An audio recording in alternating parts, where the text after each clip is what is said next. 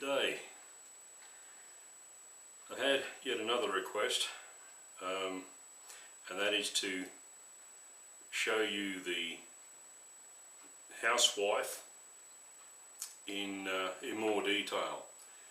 Now, the Housewife was a name given to an 18th century sewing kit. It was also known as a Hussif and a Hussif, depending on what dialect of English you were using. The term Hussif became pretty well used after a while, and so it's sort of interchangeable. Hussif, housewife. The first mention of housewife in regards to a sewing kit, I believe, was mentioned in a dictionary in 1749. Now, of course, for it to be actually used in a dictionary in 1749, that name must have been fairly popular beforehand.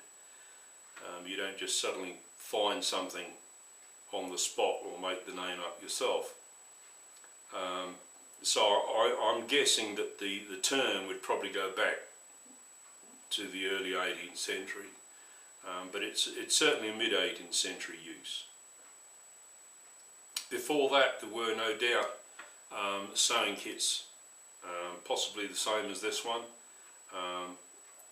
possibly other designs similar to the book. But regardless, whatever you use to encase your sewing kit, providing you're using something that is of a period design, such as cloth, folded cloth, you should be okay. I guess this is probably how the housewife started, is with a roll of cloth, and then they found that they needed something to contain the needles a little better, and they decided to add pockets, and you end up with a housewife. Now, this housewife was in use from at least the mid-18th century, as I was saying earlier, right through the 19th century. It was still being used in the American Civil War in the 1860s, so it's a fairly popular item. Okay, I'll show you some close-ups of this, and I'll give you a series of stills as well. So I can't show you how it was made, because I've already made mine. I've made a couple of them here. This one's still rolled up. This one, as you can see, belongs to one of my sons, and I've taken everything out of this one. It's got a leather backing to the pin cushion, or the needle cushion. That's probably where this stain has come from the leather. The cushion itself is packed with fleece, sheep's fleece. And when I packed these, I did it with the natural fleece with the oil still on it. So hopefully the needles won't get rusty. They'll still have the lanolin in there to coat the needles. And I'll show you this a little bit closer. Okay, here you can see the pin cushion, which is used for putting in obviously pins and needles. Further down here we have a little pocket for putting items in, and then the rest of it is just the length and two ties on the end. So when you've finished rolling it,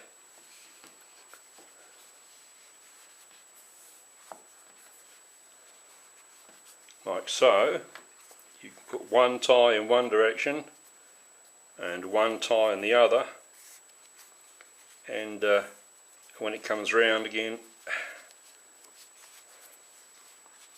you can tie it off, and that will keep everything secure. I'll just show you mine so you get a better idea of the sort of things that are inside.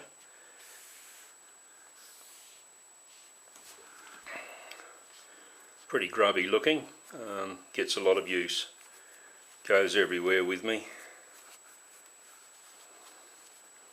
Okay, let's unroll it and see what we got here. Okay, and this one you can see there's the pin cushion. I've got two types of linen thread on there, a light one and a heavy one. Here's a series of needles in the end for various jobs. This will be used for repairing my clothing and for repairing my moccasins. The needles will also get used for digging out splinters if I should ever need them. Here's the same pocket. Inside the pocket I have some beeswax, a couple of pieces. This is for waxing the linen thread. Also inside we have some sinew, animal sinew. This is mainly used for repairing my moccasins, especially if it's on the sole of the moccasin, which is more where it's gonna wear first, as footwear does, right on the bottom. So if I have to repair it and put a patch on it, that's what I'll use. See what else we've got in here. Some more, another light linen thread on what they call a thread winder. This one's made of horn, but it could be made of bone or it could be made of wood. And we have a couple of spare bone buttons.